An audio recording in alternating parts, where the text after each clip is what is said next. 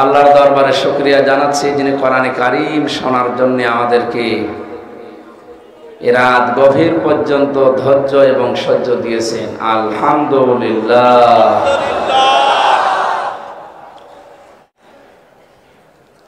দরুদ আর সালাম পড়ছি আমাদের নবী মুহাম্মদুর রাসূলুল্লাহ সাল্লাল্লাহু আলাইহি ওয়াসাল্লামের প্রতি।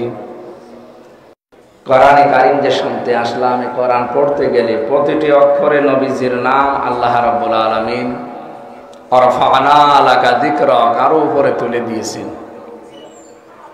আলিফ দিয়ে যেমন বলা হয় আহমদ, তিনি প্রশংসিত, বা দিয়ে বলা হয় বাশির, তিনি সুসংবাদদাতা, তা দিয়ে বলা হয় তিনি মুত্তাকি, পরহেজগার, সা দিয়ে বলা হয় তিনি মুদ্দাসসির, কম্বলওয়ালা, জিম দিয়ে বলা হয় তিনি জামিল, সুন্দর, হা দিয়ে বলা হয় তিনি হামিম, অন্তরঙ্গ বন্ধু, খ দিয়ে বলা হচ্ছে খাতামান নাবিয়্যিন, তিনি সর্বশেষ নবী।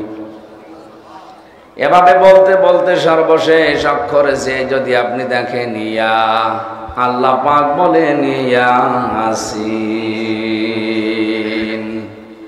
হে নেতা।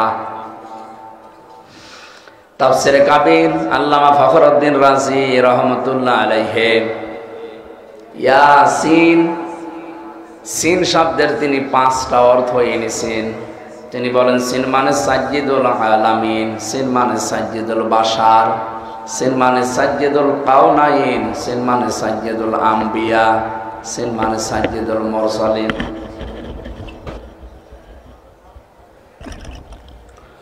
প্রত্যেকটি শব্দের ভেতরে ব্যাখ্যা পড়েছি আমি।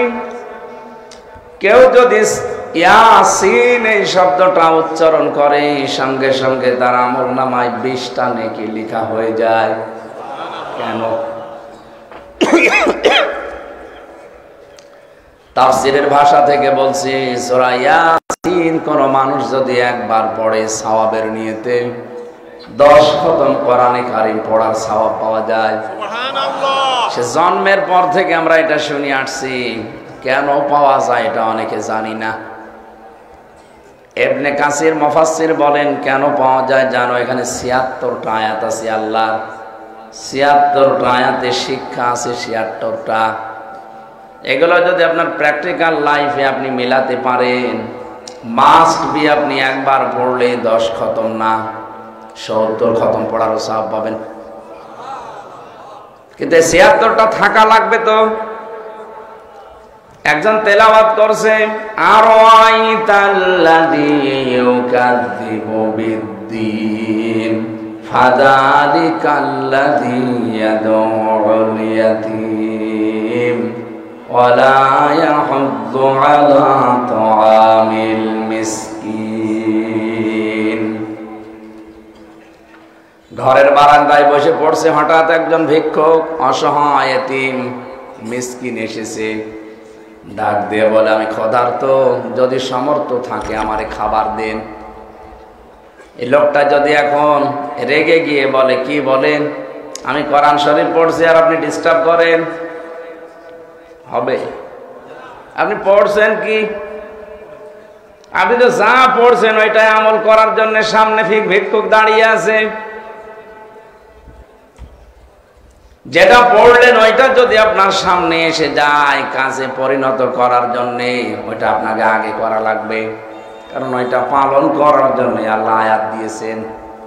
আপনি আয়াত পড়ে 10টা করে নেকি নেবেন প্রতি অক্ষরে, কিন্তু যে উদ্দেশ্যে আল্লাহ কোরআনে কারীমকে দিলেন ওই উদ্দেশ্য আপনি সফল করবেন না।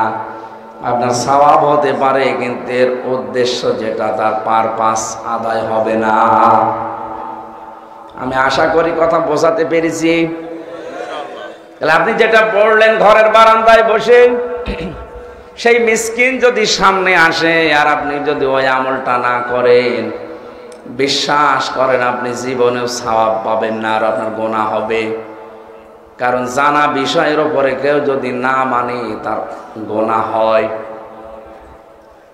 আপনি কিছুক্ষণ আগে পড়ছিলেন কিয়ামত বিশ্বাস করে না ওই মানুষগুলো যারা এতিমের গলায় ধাক্কা দেয়, যারা মিসকিনকে খাবার দেয় না, দিতে উৎসাহ দেয় না। আপনি নিজেই যখন ডিস্টার্ব ফিল করছেন এতিম মিসকিন দেখলে, আপনি পড়লেন কি? ইয়াসিন এই সূরা পড়লে 10 খতম কোরআনের সওয়াব পাওয়া যায়, মাস্ট বি পাবেন।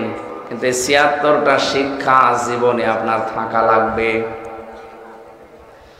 ইয়াসিন বলে আল্লাহ যাকে ডাক দিলেন, হে নেতা, আল্লাহর ঘোষণা, এই নেতা বাদ দিয়ে দুনিয়ার কোন নেতার পেছনে যদি আপনি ঘোরাঘুরি করেন, আপনি ইয়াসিন সূরা পড়ে 10 খতম না, আরো আপনার গুনাহ হবে। কারণ যেটা পড়লেন আপনি ওটা নিজের জীবনে মানেন না। তাহলে আল্লাহর ঘোষণা দেওয়া নেতা এই পৃথিবীতে কয়জন পেয়েছি আমরা? আরো জোরে বলেন।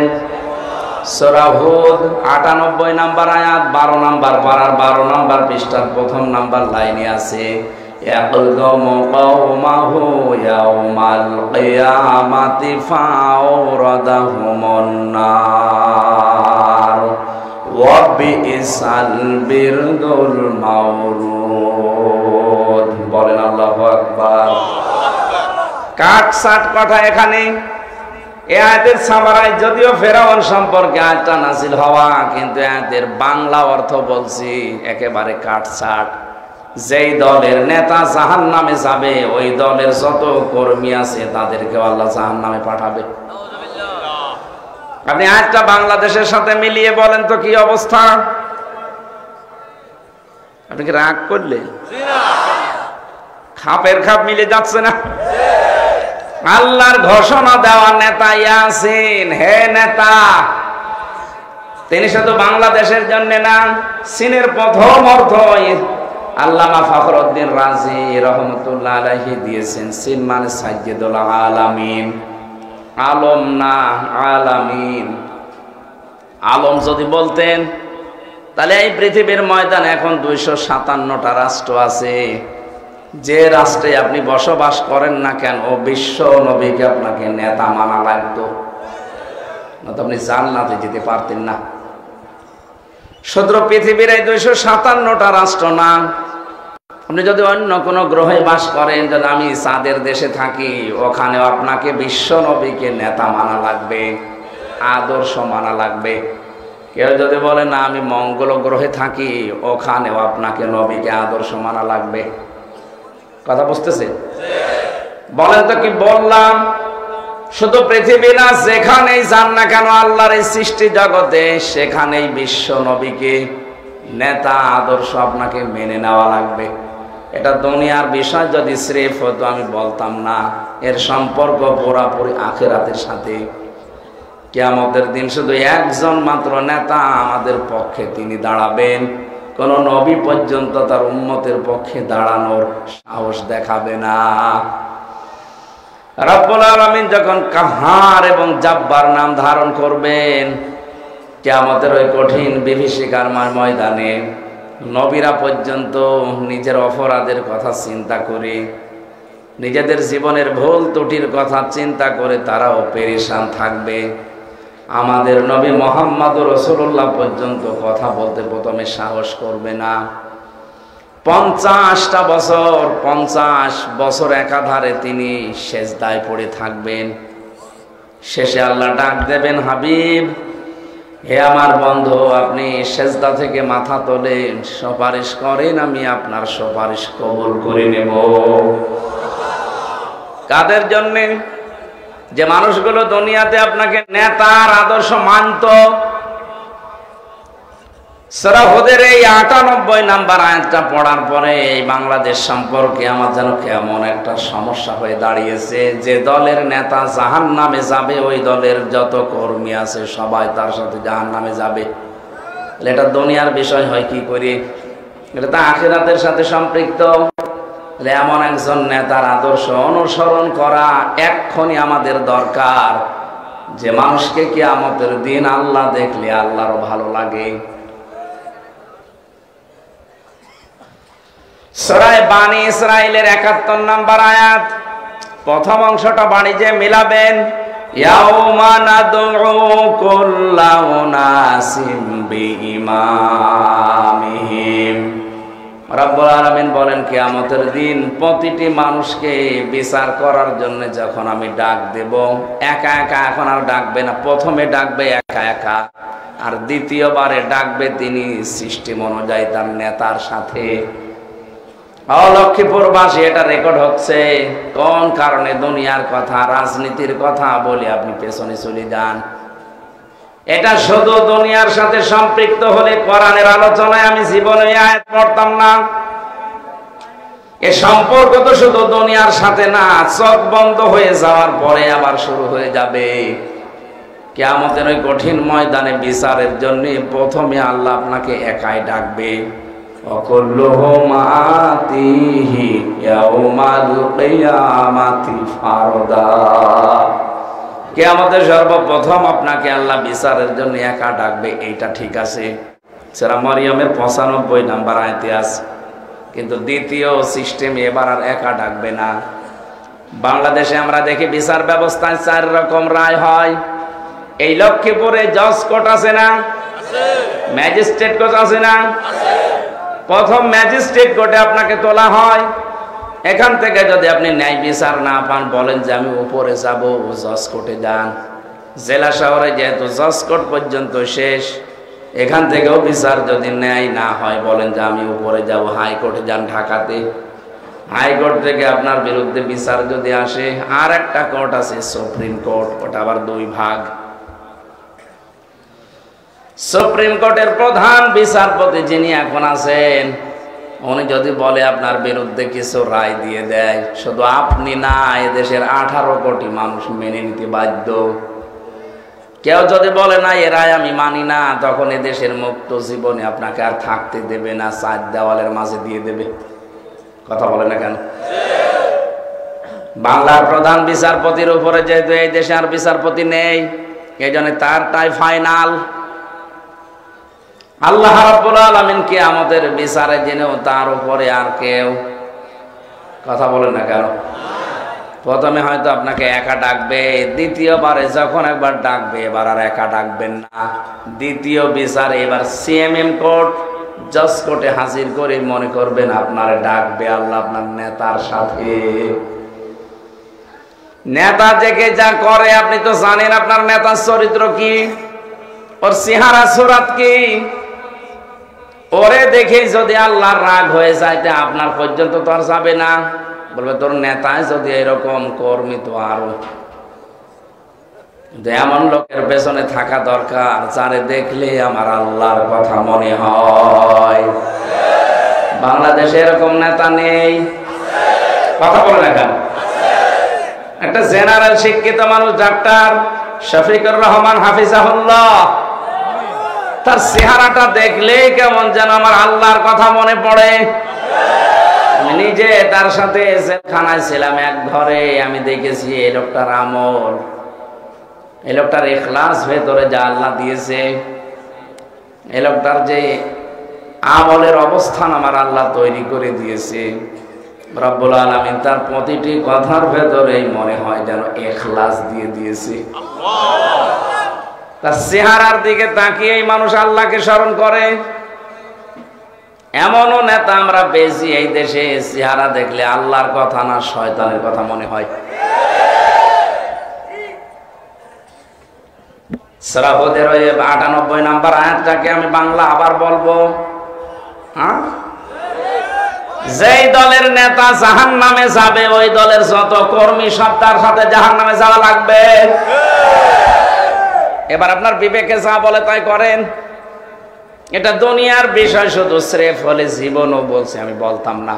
আমি দেখতে পাচ্ছি কোরআনের চোখ লাগিয়ে আপনি জাহান্নামে যাচ্ছেন, কারণ আপনার নেতার যে অবস্থা আমি তো জানি। কথা বলে না কেন? এমন এমন নেতা এই দেশে আমরা পেয়েছি যার সাথে পরিমনির লাইন আছে, মাহিয়া মাহির লাইন আছে। কি কথাবার্তারা বলেছি! মাত্র 6 মিনিট 28 সেকেন্ডের একটা অডিও কল ফাঁস হয়ে যাওয়ার কারণে নেতার সব চরিত্র ফাঁস হয়ে গেছে।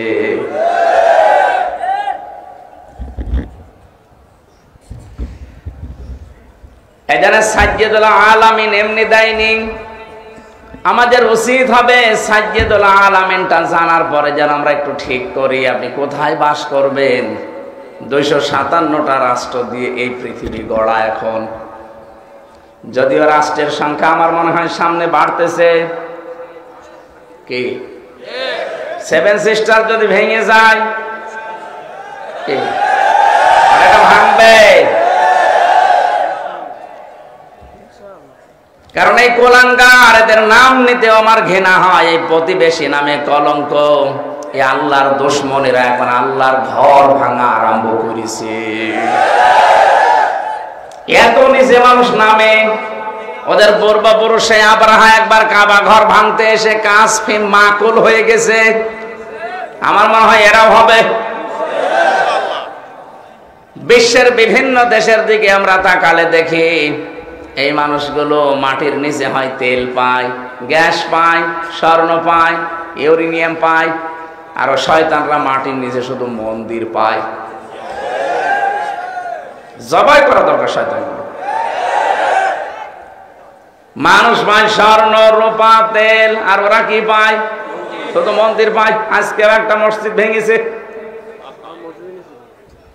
বলছে এখানে 500 বছর আগে মন্দির ছিল। আমাদের ধর্মে বাড়াবাড়ি নেই, জোর জবরদস্তি নেই, এই জন্য আমরা কিছু বলি না। সত্যি যদি ইসলামে বাড়াবাড়ি থাকতো, জোর জবরদস্তি থাকতো, এ বাংলাদেশে একটাও মন্দির থাকতো না।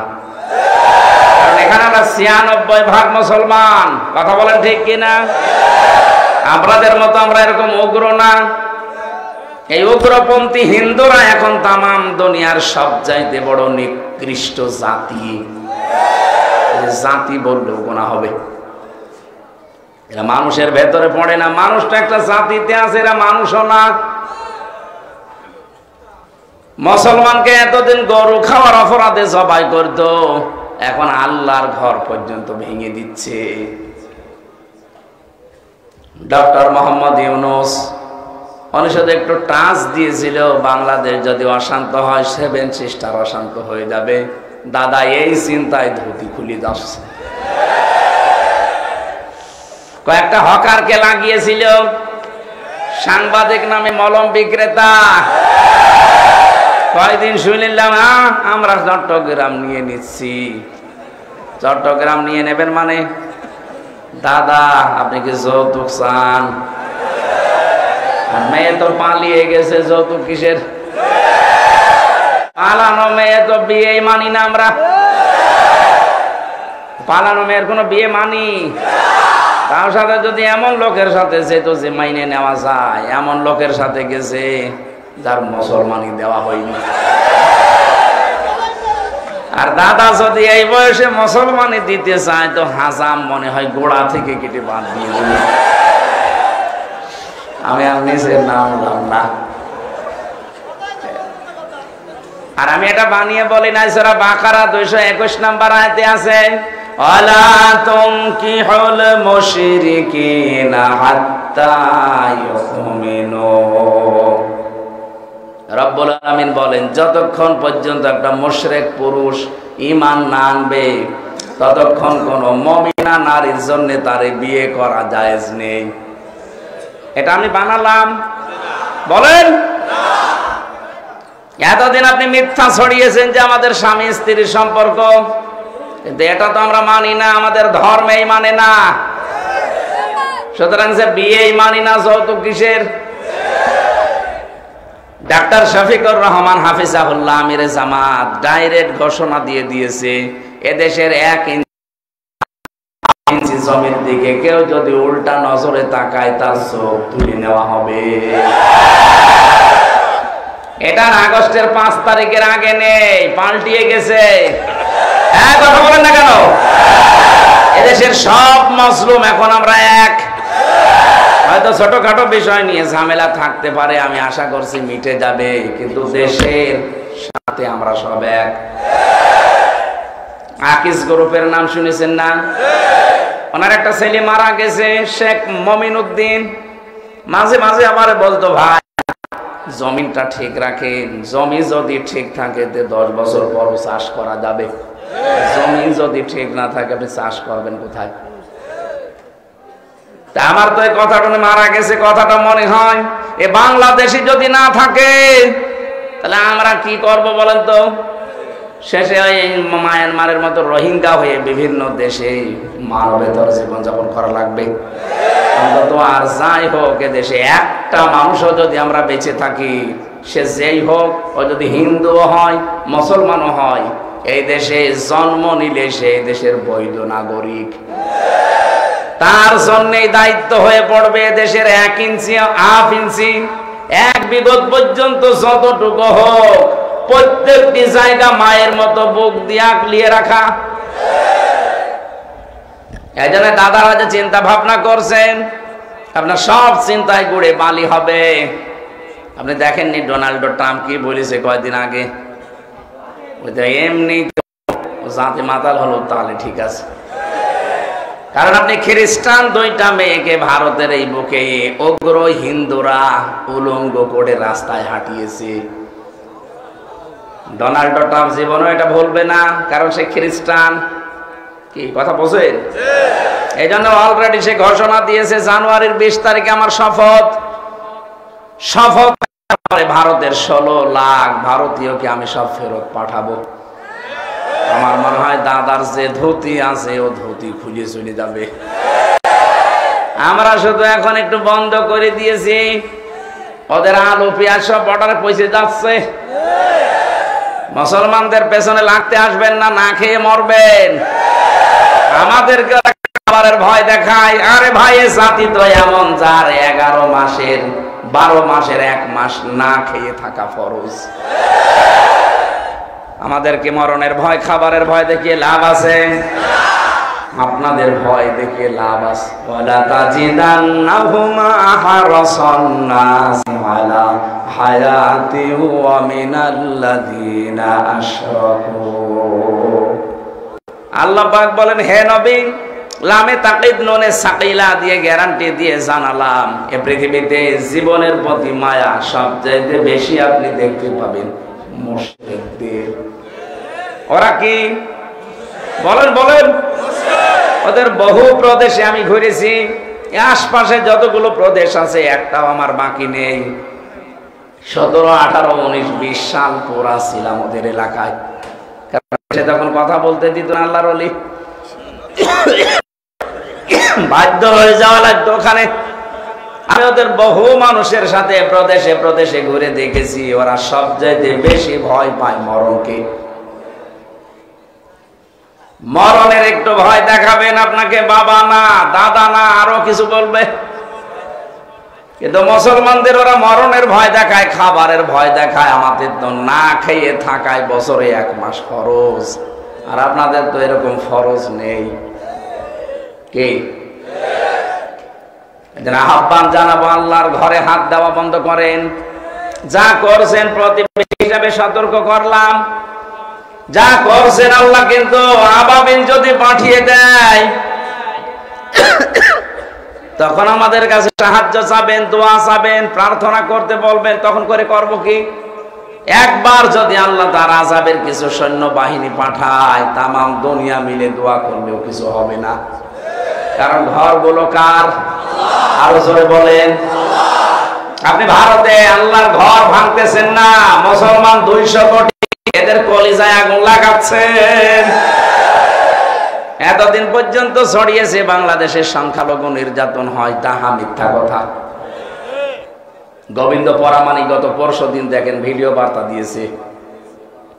গতকালকেও গাইবান্ধায় আমিরে জামাত ডাক্তার শফিকুর রহমানের আগে একজন হিন্দু পুরোহিত ঠাকুর, সে পর্যন্ত বলেছে না, এই দেশে আগস্টের 5 তারিখের পর থেকে আমরা সবচাইতে নিরাপদে আছি।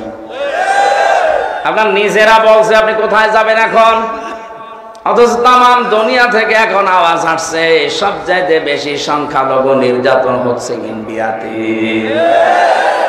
ওদের ভিডিও যেগুলোই পাবেন উগ্রতা সব ছড়িয়ে দেবেন। ওদিকে ট্রাম্পের ছেলে মেয়েকে উলঙ্গ করে নাচিয়েছে ওরা, সে তো খ্রিস্টান মেয়ে, যেহেতু ট্রাম্পের ধর্মের মেয়ে। ট্রাম্প কিন্তু এটা ভুলে যাবে না, ও দেখবে যে আমার মেয়ে, আমার বোন, আমার স্ত্রী ওরা উলঙ্গ করে রাস্তায় হাঁটিয়েছে, এই জন্যই 16 লাখ মনে হয় বিদায় দেওয়ার কথা বলিস, তাছাড়া বলতো না। আজকে সকালে আমেরিকার সাথে ডক্টর ইউনূসের যে কথোপকথন হয়েছে আপনি দেখেছেন, আমি নাম নিলাম না, এটা সিক্রেট বিষয়।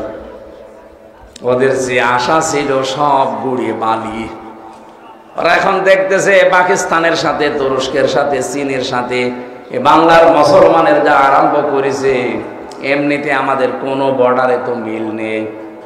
আপনি তাকান, ওদের সাথে ভারতের সাথে পাকিস্তানের মিল নেই, চীনের মিল নেই, নেপালের মিল নেই, ভুটানের মিল নেই, মায়ানমারেরও মিল নেই, আফগানের সাথে একটা হালকা বর্ডার আছে, সেখানেও মিল নেই।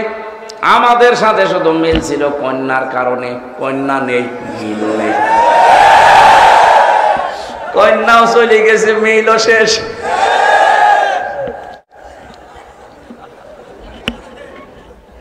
কন্যাটা থাকলে হয়তো এতদিন মিল থাকতো, দেশের 12টা বাজতো। যা দেওয়ার সবই দিয়ে দিয়েছে। যাওয়ার সময় আমার দেশ পত্রিকা দেখলেন, রিপোর্ট করেছে গত পরশু দিন, কি আশ্চর্য, যাওয়ার সময় 14টা সুটকেস।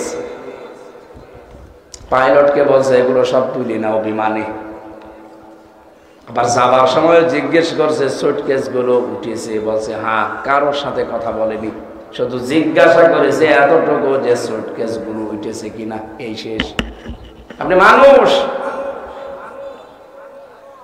আবার মানুষ কন্যা নাম দিত আপনার। আগে যাওয়ার সময় কাওয়া কাকুরেও বলে গেলেন না? না, কাওয়া কাকু তো বলতে পারতেন যে কাওয়া আমি চলে যাচ্ছি, তাও বললেন না। আমারও বলেননি, আমারে বলতে পারতেন না যে 3 বছর তোমার জেল খাটালাম হামজা, আমি চলে গেলাম। আমি একটা হাদিসের অংশ বিশেষ বলছি, দেখেন তো বাস্তবে কি আছে। নবীজি নবুয়ত পাওয়ার পরে যখন আসলেন, ডাক দিয়ে বলেছিলেন জাম্মিলুন ইয়া খাদিজা, খাদিজা আমাকে ঢেকে দাও, আমি ভয় পেয়েছি। হযরতে খাদিজা ওই দিন নবীজির পক্ষে 5টা কথা বলেছিলেন। কাল্লা ওয়াল্লাহি মা ইয়াখজিকাল্লাহু আবাদান, কখনোই না, আল্লাহ আপনাকে কখনো অপদস্থ অপমান করতে পারে না। ইন্নাকা লা তাসিলুর রাহিমা, আপনি তো রক্তের সম্পর্কগুলো ঠিক রাখেন, আত্মীয়তার সম্পর্ক আপনি ঠিক রাখেন। কি করলেন আপনি? আত্মীয়তার সম্পর্ক আপনার সাথে আমাদের ছিল না। কত মানুষ আপনাকে কন্যা বলে ডাকতো, ভাবি বলে ডাকতো, মেয়ে বলে ডাকতো, মা বলতো। কি এই যে স্বামী মুসলমান, কখনো বলতো মা, কখনো আপা। এক মহিলা 2টা হয় কি করে? মাথার তার মনে হয় পোড়াটাই কেটে গিয়েছিল। সকালে বলতো আমার মা, বিকালে বলতো আপা। আপনি তার সাথে তো অন্তত বলতে পারতেন, হয়তো ছেলে বলতেন না, এবার দেওর বলতেন। কথা বলছেন না কেন? যে কোনো একটা বলতে পারতেন, কাউকে বললেন না, শুধু সুটকেস। সুটকেস কি হবে সুটকেস দিয়ে? পরশু দিনও নিজেই ঘোষণা দিয়েছে এখন যে না, আমি একটা অঘোষিত ছেলে আছি, আমি আর থাকতে পারছি না, মরলে আমি দেশে যেয়ে মরবো। আপনার দেশে এসে মরা লাগবে না, আয়না ঘর শুধু আছে। এই কথা বলে না কেন? আপনার মরা লাগবে না, শুধু আসবেন। আমি 10 দিন মিনি আয়না ঘরে ছিলাম, বড়টায় যেতে পারিনি।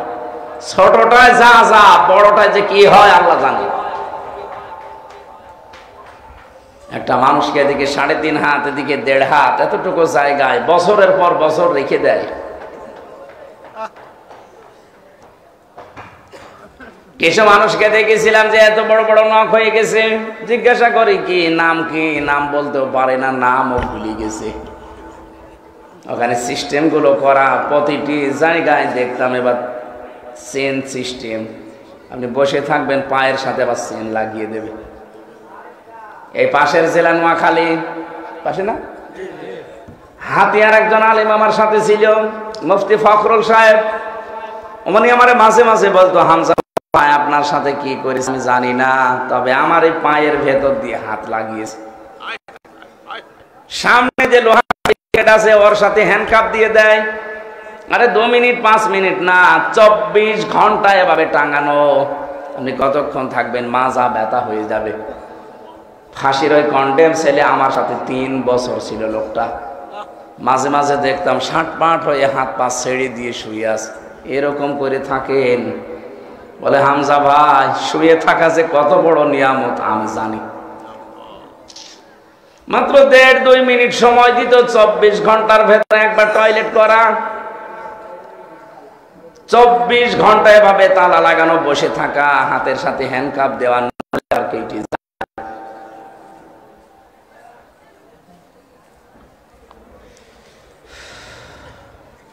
কত মানুষকে দেখেছিলাম এই বড় বড় নখ দিয়ে দেওয়ালের সাথে এভাবে খসিয়ে খসিয়ে ভাঙ্গা ভাঙ্গা অক্ষর লিখে রেখেছে যে ভাই কেউ যদি বাইরে যেতে পারেন এই নাম্বারটা একটু জানাবেন যে এই নাম্বারের লোকটা বেশি আছে।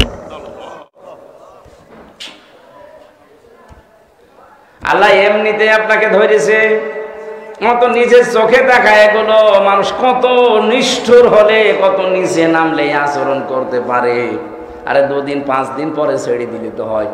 কেউ 8 বছর, কেউ 10 বছর, কেউ 14 বছর পড়ে আছে। একটা লোক জানে না তার নাম কি, এটা কোন বছর, কোন মাস, এটা কি বার, আজকে কয়টা বাজে, কিচ্ছু জানে না। অথচ শুধু হালকা হালকা আওয়াজ পাওয়া যায় যে মাথার উপর দিয়ে মানুষ গাড়ি ঘোড়া হেঁটে লাগলো। কি হয়েছে তোমার সাথে? তো হয়নি। তোমার বাবার যদি এভাবে গুম করে রাখতো আয়না ঘরে, তুমি টের পেতে? হ্যাঁ, কথা বলছে না।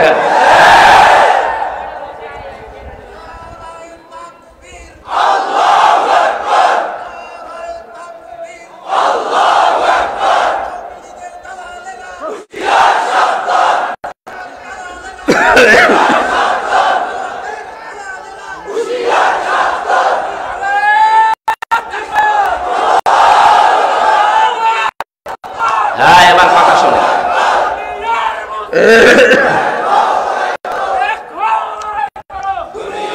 সূরা নামল 19 নাম্বার পারা 20 নাম্বার পৃষ্ঠার 7 নাম্বার লাইনের 52 নাম্বার আয়াত। এটা যত তাফসির আছে বাংলাদেশে, আপনি বাংলা, আরবি, ইংরেজি যা আছে মিলান।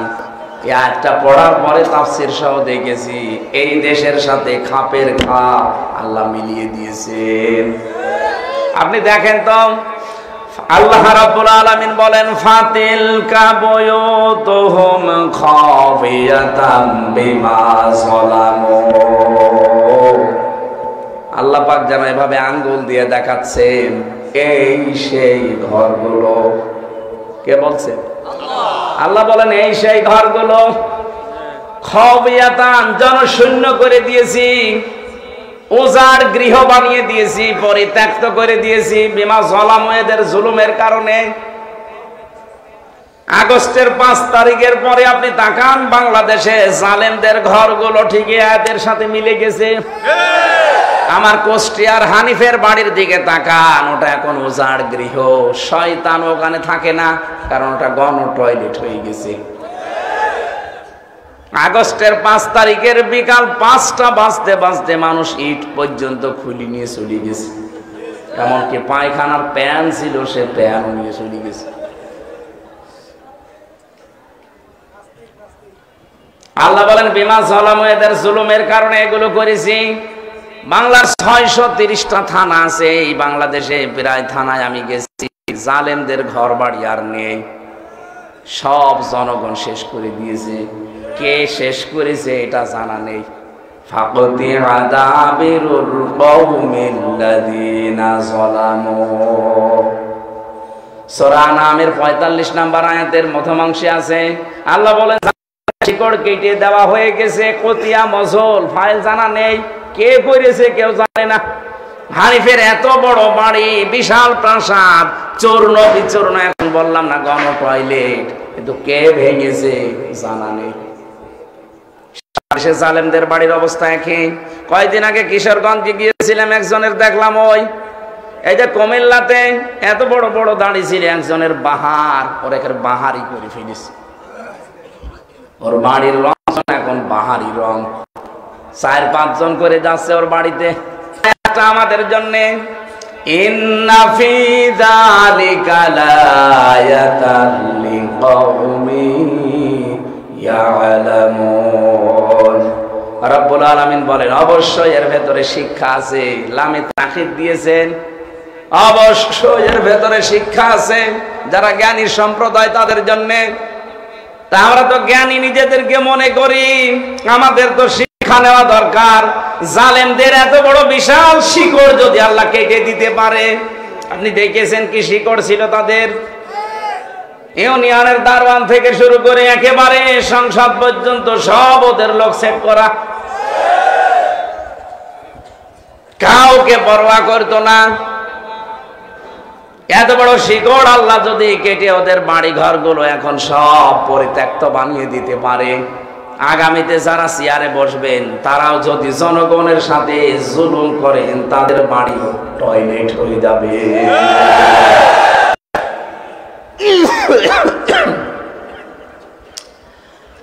এই জন্য আমি সতর্ক করলাম আপনাদেরকে এবং প্রতিবেশী নামী ওই কলঙ্কদেরকে, ওরা যেন থামে। কোন জুলুমকারীকে আল্লাহ সীমা লঙ্ঘনকারীকে এই পৃথিবীতে পছন্দ করেন না, সফলও করেন না। ইন্নাহু লা ইউফলিহুজ জালিমুন। আল্লাহ রাব্বুল আলামিন বলেন জালেমরা সফল হচ্ছে না, হবেও না। ইফলিহু মুজারি বর্তমান, ভবিষ্যৎ, প্রেজেন্ট, ফিউচার। ওই আল্লাহ এখন আর নেই। উনি যদি জালেমদের এরকম বিশাল শিকড় কেটে দিতে পারে, এখনই অনেকেই যারা চেয়ার পায়নি তাই সাদাবাজি আরম্ভ করেছেন। এই জেলায় হয়তো এখনো শুরু হয়নি। আপনি কি জনগণ কি পাগল হয়ে গেছে? ইয়ার আগস্টের 5 তারিখের আগের জনগণ নেই, এখন চলছে ডিসেম্বরের 25 তারিখ। কথা বলেন না কেন? পর্যবেক্ষণ হচ্ছে, কিন্তু আগস্টের 5 তারিখের পর পরেই পর্যবেক্ষণ হচ্ছে পুরা দেশটা। কাদের হাতে দেশ তুলে দিলে নিরাপদ থাকবে, এটা গোয়েন্দা বিভাগ কাজ করছে, এটা প্রশাসন কাজ করছে, আর্মি কাজ করছে। আমার সাথে প্রায় যোগাযোগ আছে। আমি শুনেছি বড় বড় অফিসারদের কাছে দেশটা কিন্তু সত্যিই পর্যবেক্ষণেরই গেছে। আপনি বালুতনার নামে এই সেলিমের মতো এই জেলায় না, পাশের জেলা চাঁদপুর, আপনি বালু তোলার নাম করে বালু খেত হয়ে যাবেন। বিভিন্ন বাজার, বিভিন্ন হাট বাজার, বিভিন্ন জায়গাগুলো দখল করে করে নিয়ে আপনি আবার ওদের মতো চাঁদাবাজি আরম্ভ করবেন, আর জনগণ দয়া করে আপনাকে বসিয়ে দেবে। জনগণ অত পাগল নেই। কিভাবে ঝুঁকতেছে ইসলামের দিকে আপনি টের পাচ্ছেন। আগস্টের 5 তারিখের আগে একটা জরিপ পেয়েছিলাম, এই দেশে মাত্র 100 জনের 15 জন মানুষ চাইতো এদেশে কোরআনের বিধান কায়েম হোক। আর এই 3.5 মাস থেকে 4 মাসের ব্যবধানে এদেশের 100 জনের 58 জন মানুষ এখন চাচ্ছে এদেশে কোরআন কায়েম হোক।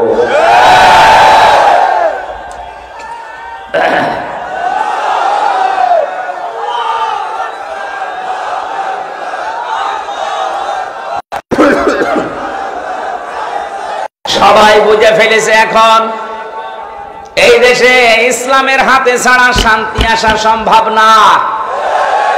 আমিরে জামাত ডাক্তার শফিকুর রহমানের প্রথম ঘোষণা এইটা। আর সারা জীবনে দেশের মেয়েদের ভয় দেখিয়েছিলেন যে ইসলাম আসলে তোমাদের ঘর বন্দি করে রাখবে, তোমাদের উপর অত্যাচার বাড়বে। উনি প্রথম ঘোষণায় দিয়েছেন না, ইসলামে দেশে যদি আসে সবচেয়ে বেশি নিরাপদে থাকবে মেয়েরা। দ্বিতীয় ঘোষণা ছিল ওনার দেশে যদি কোরআন ইসলাম কায়েম হয়, এই দেশ থেকে সর্বপ্রথম আমরা বন্ধ করব চাঁদাবাজি। এটা অনেকে আরম্ভ করে দিয়েছেন। আর ইসলামের হাতে আসবে এটা আমরা সত্যি দেখতে পাচ্ছি।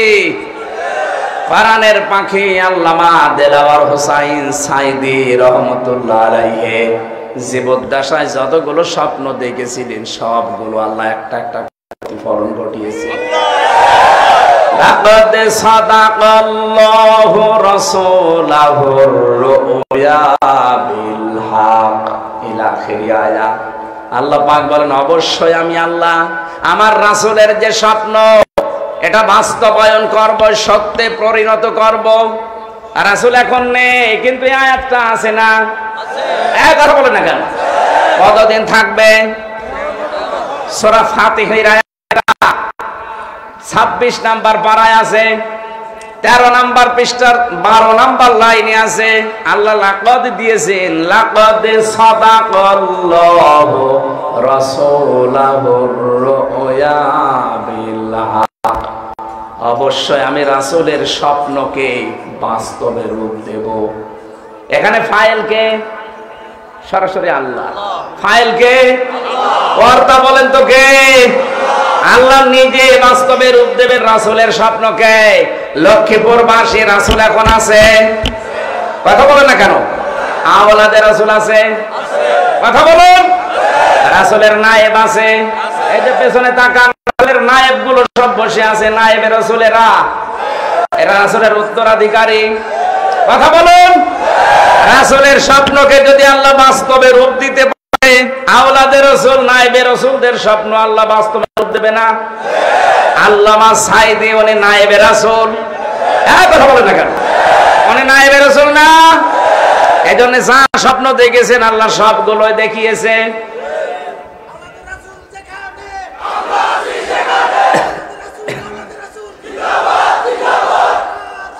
আমার ভাইরা, কোরআনের পাখি স্বপ্ন দেখেছিল এই দেশে জালেমরা ইঁদুরের গর্ত পাবে না, ঠিক পাচ্ছে না। উনি স্বপ্ন দেখেছিল শুধু নাড়া দেওয়া হবে, দিল্লি গিয়ে পড়বে, তাই পুড়িছে। উনি স্বপ্ন দেখেছিল এই দেশে জালেমদের নাকের ডগার উপরে পথ পথ করে কোরআনের বিধানগুলো উড়বে, তাই সত্যি সামনে তো দেখে যেতে পারেননি। কিন্তু আর নায়েব নেই। এখন ওই পৃথিবীতে লক্ষ লক্ষ নায়েবে রাসূল আছে বাংলাদেশে। রাসূলের উত্তরাধিকারীরা যা স্বপ্ন দেখবে তাই আল্লাহ পাক রাসূলের স্বপ্নের মতো দেখাবে। আমার তাই আয়াত থেকে মনে হয় রাসূলকে যদি আল্লাহ স্বপ্ন দেখে ওটা বাস্তব রূপ দিতে পারে, আওলাদে রাসূলদেরকে, নায়েবে রাসূলদেরকে, রাসূলের স্থলে বিশিষ্ট যারা, রাসূলের উত্তরাধিকারী যারা, ওয়ারিস যারা, তারাও স্বপ্ন দেখলে আল্লাহ ওইটাও দেখাবে। এখানে জীবনের সব চাইতে বড় আশা এটা, ৫৬,০০০ বর্গ মাইলে যেন আল্লাহর এই কালাম রাসূলের আদর্শটা কায়েম হয়, এটা যেন দেখে মরতে পারি, বলেন আমিন। আমরা কোরআনে কারিমের সূরা নূর ৬৩ নাম্বার আয়াতটা তেলাওয়াত করেছিলাম।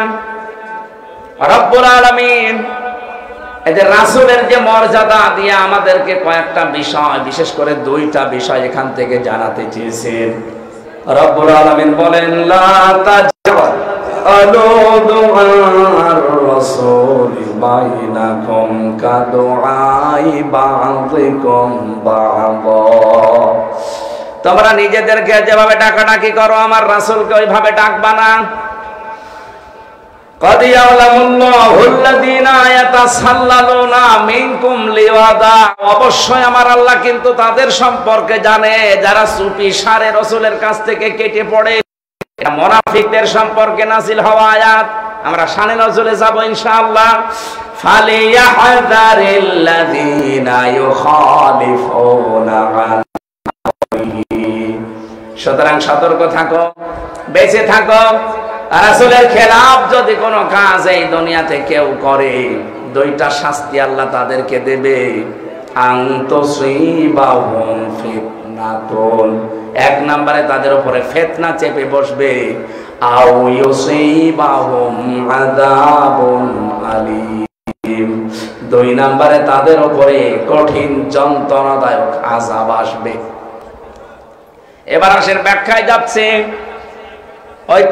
প্রেক্ষাপটের ভেতরে ইবনে কাসিরে পেয়েছি, নবীজি জুমার দিন যখনই খুতবা দিতেন সবচাইতে বেশি ঝামেলায় পড়তো, অস্বস্তি হতো মুনাফিকদের কাছে। ওরা শুধু উসবিস করতো, না জানি কখন আমাদের সম্পর্কে কোনো আয়াত নাযিল হয়ে গেলে আমাদের চরিত্র আবার জনগণের সামনে উন্মুক্ত হয়ে যায় কিনা। এজন্য কি করে বের হওয়া, রাসূলের চোখকে ফাঁকি দিয়ে তো যাওয়া যাচ্ছে না। উনি সবার সামনে দাঁড়িয়ে কথা বলেন, আশপাশে যারা আছে নবীর সাহাবীদেরকে ফাঁকি দিয়ে যায় কি করে।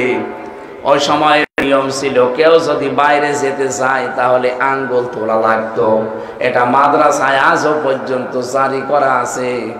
পড়তেছে যদি বাইরে যেতে চায় আঙ্গুল তোলা লাগে। মাদ্রাসায় যারা পড়ে তারা তো জানে এটা রাসূলের এই জায়গা থেকে।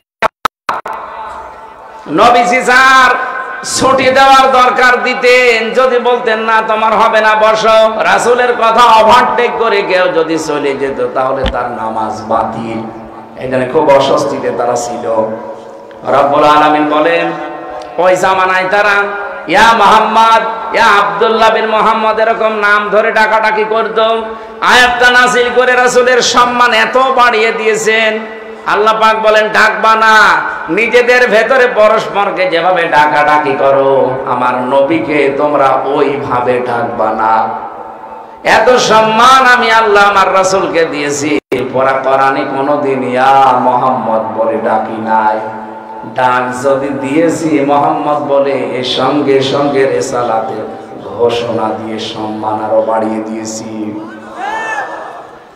পরা কোরআনে 4 জায়গায় শব্দটা আছে, কিন্তু সঙ্গে সঙ্গে রিসালাতের ঘোষণা দেওয়া আছে। মা কানা মুহাম্মাদুন আবা আহাদিম মির রিজালিকুম ওয়ালাকিন রাসূলুল্লাহি ওয়া খাতামান নাবিয়্যিন ইলা আখিরি আয়াত।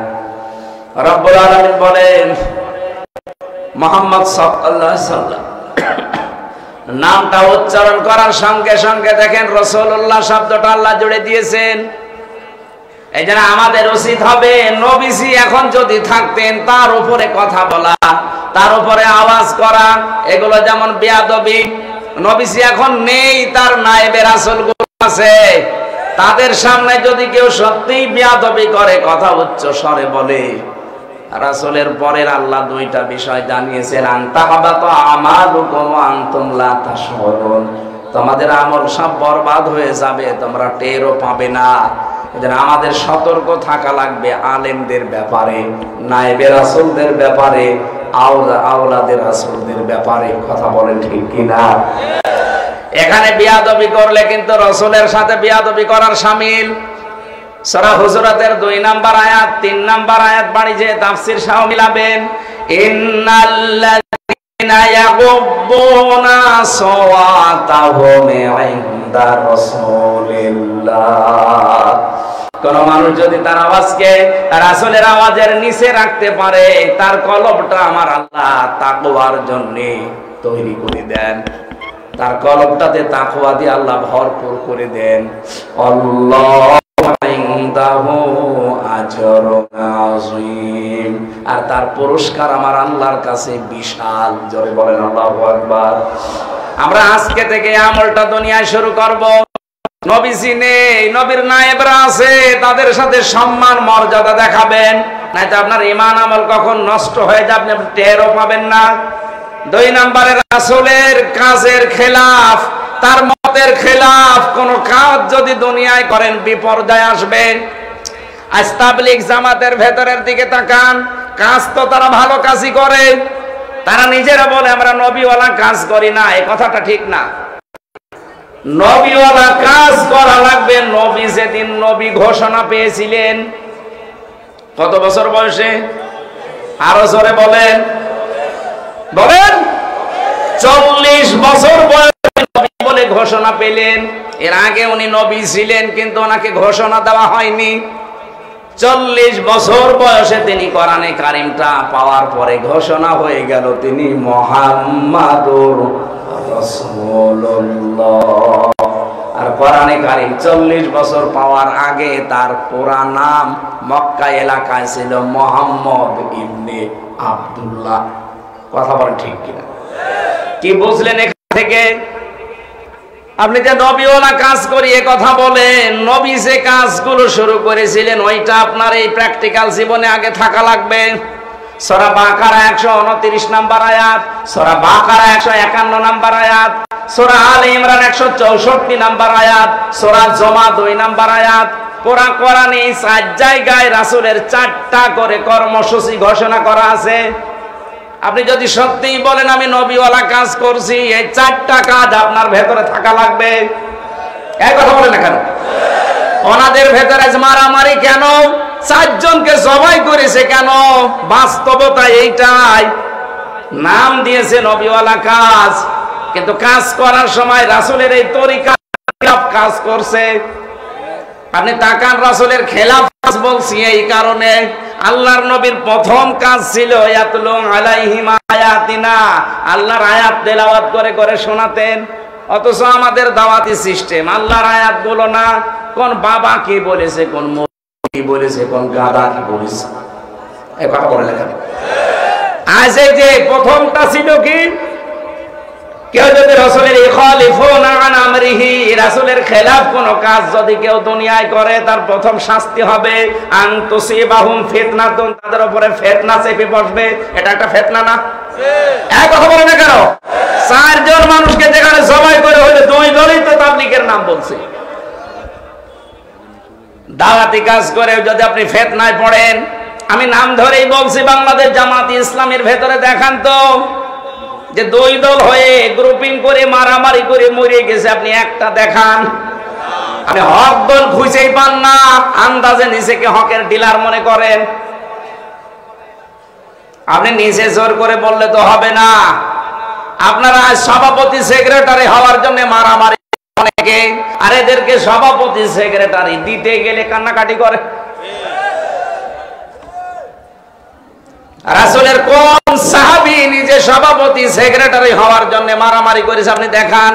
আরো দায়িত্ব দিতে গেলে হযরত ওমর কান্নাকাটি করেছে। এই কথা বলছেন না কেন? আপনি নবীওয়ালা কাজ করছেন। রাসূলের প্রথম দফায় তো ছিল তিনি আয়াত তেলাওয়াত করতেন। আমি তো এক চিল্লা দিয়েছিলাম, ওই আয়াত তেলাওয়াত করে করে মানুষকে শোনানো লাগে, সেই সিস্টেম পাইনি। ওনাদের সিস্টেমই আমার মুরব্বি কি বলেছে। কেন এটা করা লাগবে?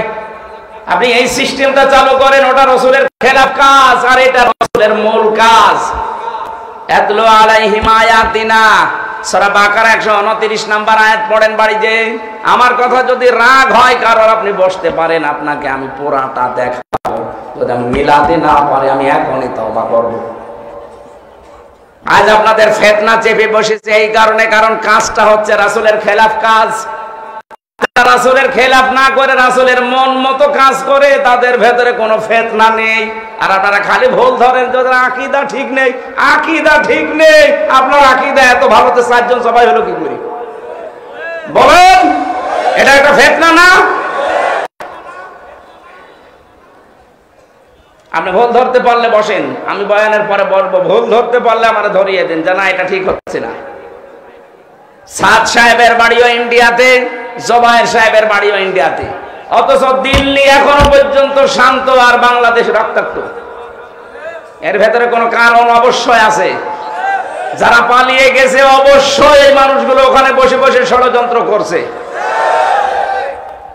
দেশকে অশান্ত করার জন্য বিভিন্ন পায়তারা নিয়েছিল, কোনো পায়তারায় কাজ হয়নি। এখন এই নবীওয়ালা কাজের নাম নিয়ে যারা কাজ করছে, এদের ভেতরে গ্রুপিং করে যে 4 জন মানুষকে জবাই করে মেরে ফেললো। আপনি ভাবতে পারেন?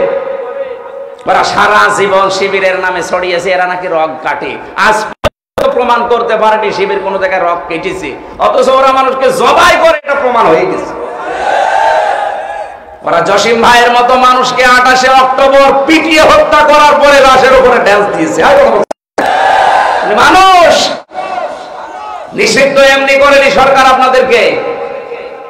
আপনাদের নিষিদ্ধ করার মতো 1000-এর উপরে কারণ আছে।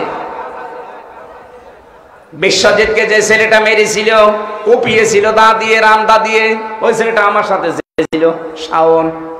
আমার মাঝে মাঝে বলতো, হামজা ভাই ভুল করে ফেলেছি।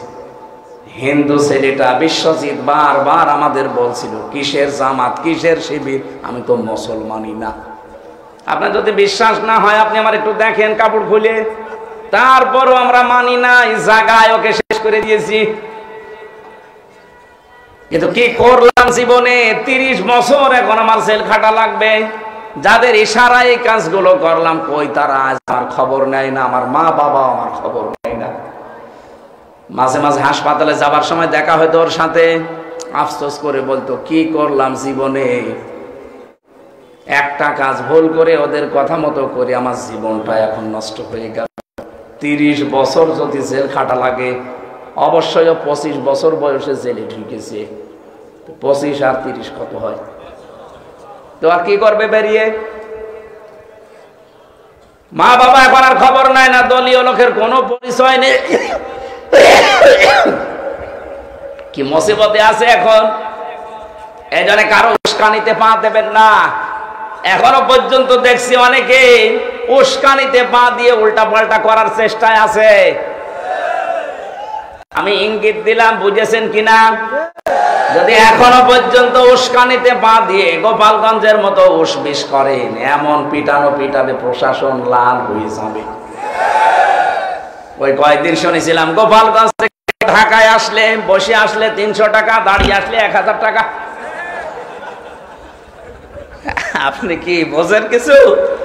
উনি ওখান থেকে পালিয়ে 14টা সুটকেস নিয়ে চলে গেল। কই আপনাকে তো বলে যায়নি? ঠিকই তো মজায় মজায় খাচ্ছে, আর বাকি এখানে বসে বসে কারোর কাছে মোবাইল করে, নিজেই মোবাইল করে, নিজেই রেকর্ড করে, নিজেই এডিটিং করে, নিজেই ছেড়ে দেয়, ভয় দেখায়। বলছে আমি চট করে আসবো। আজকে আমেরিকার ইউনূস সাহেবের সাথে কথা হওয়ার পর চট করে আসার কাজ সব শেষ। বলছে আপনারা দেশ চালাতে কোনো সাহায্য লাগলে আমরা আসি পেছনে, কেউ যদি ডিস্টার্ব করে আমরা দেখব। ও দাদার তো লুঙ্গি তো পরে না, ধুতি পরে, আর বাকি যে যারা ভরসা করেছিল ওনার সব শেষ।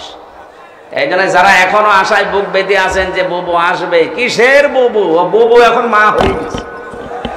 কথা বলো না কেন? আমরা রাসূলের কোনো খেলাফ কাজ করব না। খেলাফ কাজ করলে কি হয় তার বাস্তব প্রমাণ এইটা। আমি তাবলীগ জামাতের ভাই যারা আছেন তাদের এই কাজগুলোকে ওয়েলকাম জানাই, ধন্যবাদ জানাই, কিন্তু কাজ করা লাগবে রাসূলের যে তরিকা ছিল ওই তরিকায়। ইয়া আইয়ুহার রাসূল বাল্লিগ মা উনজিলা ইলাইকা মির রাব্বিক, হে রাসূল আপনি প্রচার করেন, তাবলীগ করেন যেটা আপনাকে আমি দিয়েছি ওই কোরআনের। তাহলে কোরআনের প্রথম তাবলীগ হবে ইয়াতলু আলাইহিম আয়াতিনা, এটা তেলাওয়াত করে করে মানুষকে শোনাবেন। যেই দলের ভেতরে এই প্রথম কর্মসূচি আছে তাদের ভেতরে কোনো ফিতনা নেই, মারামারি নেই, দখলদারি নেই, চাঁদাবাজি নেই, ভিডিও খাওয়া নেই। কথা বলুন। আর আমি খারাপ বলছি না, অবশ্যই ভালো কাজে আছে, হয়তো সিস্টেম ভুল হতে পারে, কিন্তু অনেক মানুষকে দেখেছি শুধু রাসূলের খেলাফ কাজ করে, দাওয়াতি কাজ করিয়ে এসে দেখি বসে বসে বিড়ি টানছে। আপনি দাওয়াতি কাজ এরা করে না? একামতে দিনের দায়িত্বে যারা আছে জিজ্ঞাসা করেন তো একটা বিড়ি খোর আছে কিনা, একটা গাঁজা খোর আছে কিনা, জিজ্ঞাসা করেন। যদি একটা ধরিয়ে দিতে পারেন যে 5 টাকা দুর্নীতি করে, আমি এখনই আলোচনা বন্ধ করে দেবো। দেখান এদের চেইন অফ কমান্ড আছে, আর আপনার কি আছে? এই জন্য আমার রাসূলের খেলাফ কোনো কাজ করলে কিন্তু এটা ভুল বুঝবেন না। এডিটিং করে যদি উল্টা পাল্টা করে কাট ছাট করে ছেড়ে আমারে কালার করে, আমি কিন্তু সকালবেলা সংবাদ সম্মেলন করবো। ভণ্ডামি করার জায়গা পান আপনারা। আমি সঠিকটা তুলে ধরলাম। রাসূলের খেলাফ কোনো কাজ করা যাবে না। ওনার 4 দফা কর্মসূচি ছিল। তেলাওয়াত করত আল্লাহর কোরআন, কিতাব, কিতাবের শিক্ষা ব্যবস্থা জারি করত। আল হিকমাতা, তিনি হিকমত শিক্ষা দিতেন। আয়ুযাক্কিহিম, পবিত্র করতেন মানুষদেরকে। কিতাবের শিক্ষা ব্যবস্থা চালু করার জন্যই তো আমরা চেষ্টা করি। জালেমরা পুরা কিতাবের শিক্ষা ব্যবস্থা তুলে দিয়ে নাস্তিকবাদী শিক্ষা ব্যবস্থা জারি করেছিল। ক্লাস 8, ক্লাস 9 এই বইগুলো পড়ার মতো ছিল। কোথায় পৌঁছেছিল নাস্তিকরা চিন্তা করেছেন? এই জন্য রাসূলওয়ালা নবীওয়ালা কাজ করতে হলে কিতাবের শিক্ষা কি করে জারি করা যায় এই চিন্তা ভাবনায় আসেন। এখনকার যিনি ধর্মীয় উপদেষ্টার দায়িত্বে আছেন, ধর্ম উপদেষ্টা ডক্টর আফামা খালিদ সাহেব, উনি চেষ্টা চালাচ্ছেন যে 1 থেকে মাস্টার্স পর্যন্ত কোরআনে কারীম যেন 100 মার্কের মাস্ট বি বাধ্যতামূলক করা হয়। আল্লাহ যেন তৌফিক আমাদের দান করেন। উদ্যোগটা ভালো নিয়েছে, কিন্তু মানুষ তো লাগবে পেছনে, উনি একা একা কি করবে? আমরা চাই এরকম মানুষগুলো আরো আমাদের দায়িত্বশীল হোক, যারা কিতাবের শিক্ষা ব্যবস্থা জারি করার মাধ্যমে বাংলাদেশের মানুষের চরিত্র সংশোধন করবে। আল্লাহর এই কোরআন ছাড়া সংশোধনের কোনো পথ বাকি আছে? আর পরের শব্দটা তো আরো কঠিন। আও ইউসিবাহুম আযাবুন আলীম, তাদের উপরে পৌঁছাবে আযাবুন আলীম, যন্ত্রণাদায়ক আযাব। এটা দুনিয়া এবং আখিরাতে। এই জন্য আজকে থেকে সিদ্ধান্ত নিয়ে বাড়ি যাবেন, আমরা কোনোদিন রাসূলের খেলাফ কোনো কাজ করব না। রাসূলের খেলাফ কোনো কাজ যারা না করে আমরা তাদের সাথে আছি। কথা বলেন ঠিক কিনা? আল্লাহ আমাদের তৌফিক দিন, আমিন। সম্মানিত ভাইরা, আমি 4টা মাহফিল আজকে, আমার শরীর আর পারছে না। আগামীতে কাউকে থাকলে এখনকার তাকে দিয়ে দেন, আমি আর পারছি না। হ্যাঁ, আমাদের আওলাদের রাসূল আছে, উনি হয়তো কথা বলবে। এরপরে আপনাদের আর কেউ আছে নাকি কথা বলা?